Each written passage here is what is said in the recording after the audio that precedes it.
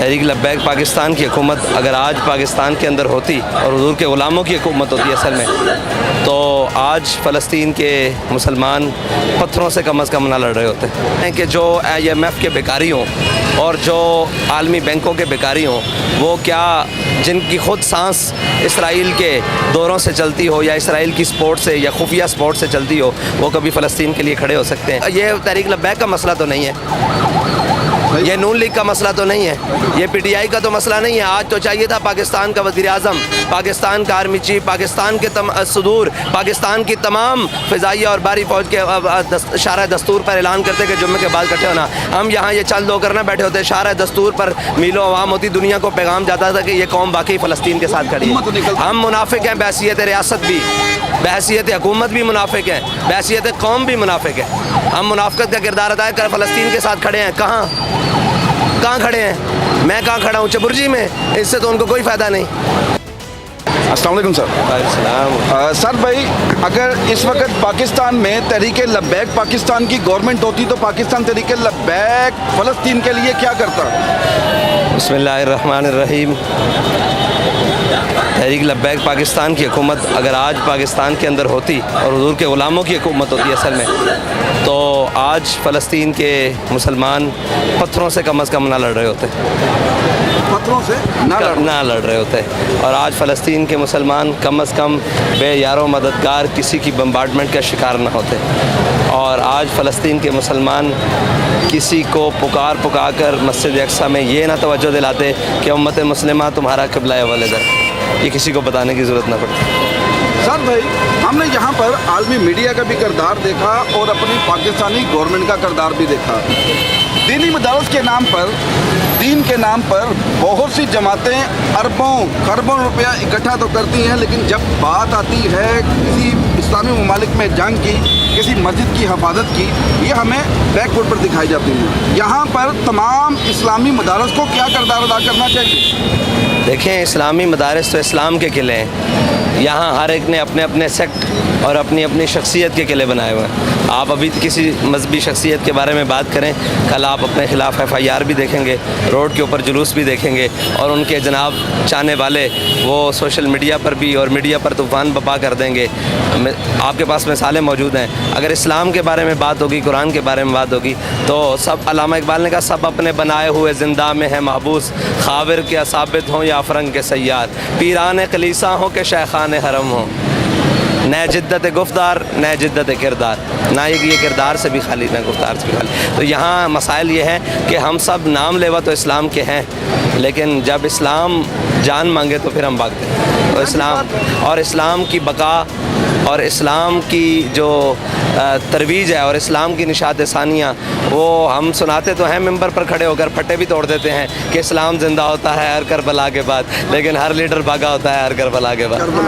ایسے یہ ساتھ بھائی، ظاہر سی بات ہے پاکستان تحریک لبیک اب مذہبی جماعت تو نہیں رہی۔ ابھی ہم نے ریسنٹلی گیلپ کا سروے دیکھا، پاکستان تحریک انصاف کے بعد جو موسٹ فیوریٹ لیڈر تھے وہ صاحب آپ ہیں، پاکستان تحریک لبیک ہے، آپ ایک سیاسی جماعت نہیں ہے۔ اس وقت جو موجودہ پاکستان کی صورتحال ہے، آپ ڈالر کا ریٹ دیکھیں، پیٹرول کا ریٹ دیکھیں، اشیاء خود نوش آپ دیکھیں، آسمان سے باتیں کر رہے ہیں، اس پر کیا کہیں گے؟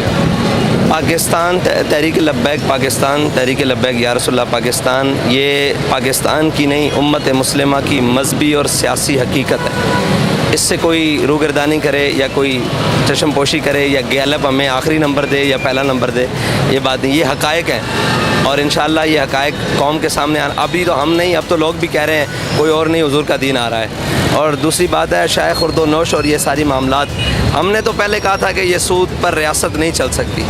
آپ مجھے بتائیں کہ جو IMF کے بیکاری ہوں اور جو عالمی بینکوں کے بیکاری ہوں، وہ کیا جن کی خود سانس اسرائیل کے دوروں سے چلتی ہو یا اسرائیل کی سپورٹ سے یا خفیہ سپورٹ سے چلتی ہو، وہ کبھی فلسطین کے لیے کھڑے ہو سکتے ہیں؟ ان کی اشیاء خورد و نوش کا تو رونا ہی نہیں ہے یار، ہم بھوکے تھے، ہمارے پاس کھانے کے لیے کچھ نہیں تھا، گٹلیاں تھیں، ہم نے 1000 بندے کو لٹا کر رکھ دیا تھا، یہ تو رولا ہی نہیں۔ اشیاء خورد و نوش سے مسلمان کبھی بھی طاقتور نہیں ہوا، نہ یہ کبھی برتری رہی ہے، عددی برتری، اشیاء خورد و نوش کی برتری، اسلحہ کی برتری اور تعداد کی برتری اور رسد کی برتری، یہ کبھی بھی مسلمان کے پاس بدر سے لے کر آج تک نہیں رہی۔ ہاں ہم رہتے ہیں غیرت کی بنیاد پر، اور علامہ اقبال نے کہا قوت سلطان و امیر از لا الہ اور حیبت مرد فقیر از لا الہ۔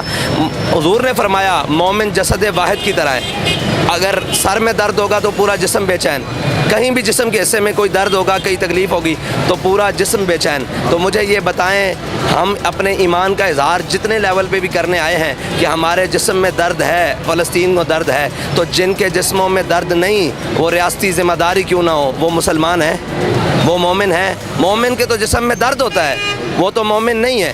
وہ ہم تو یہ بتانے کے لیے ہیں کہ ہمارے جسم میں درد ہے، فلسطین میں ہے، شام میں ہے، لبنان میں ہے، عراق میں ہے، کشمیر میں ہے، کہیں بھی درد ہے تو ہم بتانے کے لیے آ جاتے ہیں کہ ہمارے جسم میں درد ہے۔ لیکن یہ آج تو چاہیے یہ تھا، یہ قوم یہ تحریک لبیک کا مسئلہ تو نہیں ہے، یہ نون لیگ کا مسئلہ تو نہیں ہے، یہ پی ٹی آئی کا تو مسئلہ نہیں ہے۔ آج تو چاہیے تھا پاکستان کا وزیر اعظم، پاکستان کا آرمی چیف، پاکستان کے صدور، پاکستان کی تمام فضائیہ اور بحری فوج کے شارع دستور پر اعلان کرتے کہ جمعے کے بعد اکٹھے ہونا۔ ہم یہاں یہ چند لوگ کرنا بیٹھے ہوتے، شارع دستور پر میلوں عوام ہوتی، دنیا کو پیغام جاتا تھا کہ یہ قوم واقعی فلسطین کے ساتھ کھڑی ہے۔ ہم منافق ہیں بحیثیت ریاست بھی، بحیثیت حکومت بھی منافق ہیں، بحیثیت قوم بھی منافق ہیں۔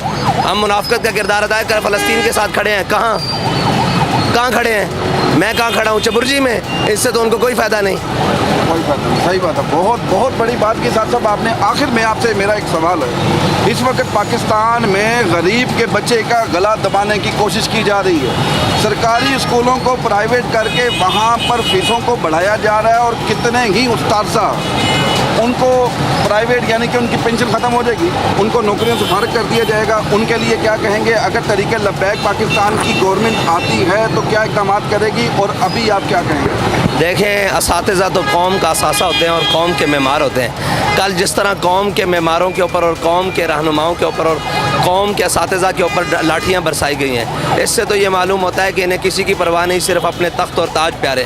تو یہ تیار رہیں کہ یہ لوگ، میں نے کل چھوٹے چھوٹے اسکولوں کے بچوں کے اوپر روڈ کے اوپر مار کھاتے بھی دیکھا اور اپنے اساتذہ کی حفاظت بھی کرتے ہیں۔ میں ان تاج و تخت رکھنے والے سب کو کہتا ہوں کہ تیار ہو جاؤ، ان قریب یہ جس طرح اپنے اساتذہ کی حفاظت کے لیے نکلے ہیں نا، یہ تنگ اگر قوم نکل آئی ہے، یہ کہیں تمہارے تاج و تخت کو الٹ کے نہ رکھ دے۔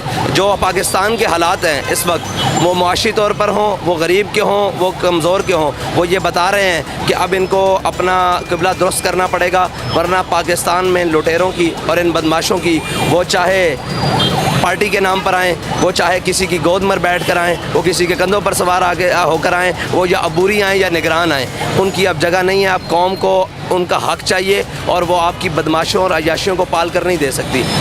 سعد بھائی، اگر استاذہ اور یہ طالب علم تحریک لبیک پاکستان سے مدد مانگتی ہے تو کیا آپ مدد کے لیے باہر سڑکوں پہ ان کے ساتھ کھڑے ہوں گے؟ اور ہم نے تو ان کی بن مانگے مدد کی۔ آج سارے اساتذہ کورٹ میں پیش ہوئے تھے، ہمارے وکلاء پیش ہوئے تھے اور ان کے پرچے خارج کرائے ہیں۔ ہم تو بن مانگے، ہم یہ نہیں دیکھتے کہ سامنے مانگنے والا جب چیخے گا کہ میری مدد کو آؤ، تو تب میں نے آپ کو پہلے کہا کہ اگر پاکستان کی حکومت ہوگی تو فلسطینیوں کو مدد کے لیے پکارنا نہ پڑتا، ہم پکار سے پہلے پہنچنے والے۔ چلیں، اگر پاکستان تحریک لبیک کی گورنمنٹ آتی ہے تو یہاں پر حالات چینج ہوں گے۔ اسی کے ساتھ اپنے میزبان کامران چودھری کو اجازت دیں، اللہ حافظ۔